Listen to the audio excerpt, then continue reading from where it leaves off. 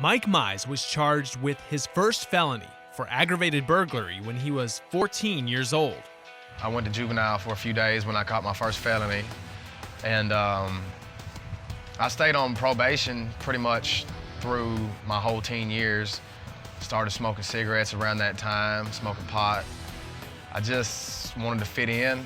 Turned 16 years old, started snorting cocaine. Just started dipping into bigger drugs, started drinking, started doing ecstasy, acid, and shrooms. I was just rebellious in every sense of the word. My stepdad used to tell me all the time that if I didn't quit doing what I was doing, then I'd wind up in prison.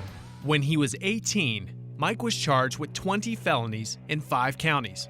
I spent 2 years in a West Tennessee prison, served 30% of my time and paroled out.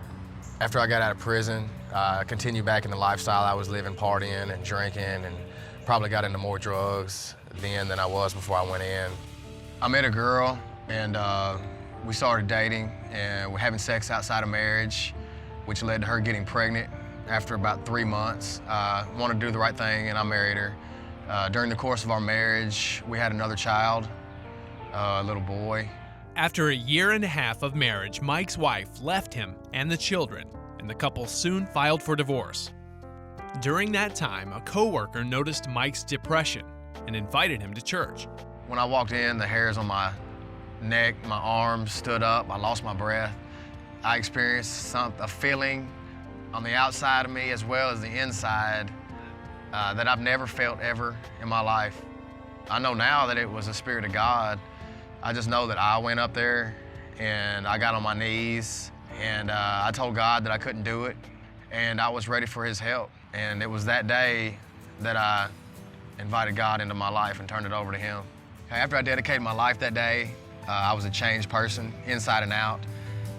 The way I talked changed, the way I walked changed, the way I interacted with people changed. The dope smoking stopped, the cocaine snorting, the cigarettes, no more drinking. The old Mike faded away, and there was a new Mike born that day. So after I got saved, I really wanted to be a better person, be a better dad, be productive. I was on fire. I want people to see Jesus in me. I want my children to see Jesus in me. My children want to be just like me, so I want to be just like Jesus. The cross to me means eternal life. It means a second chance. It means forgiveness.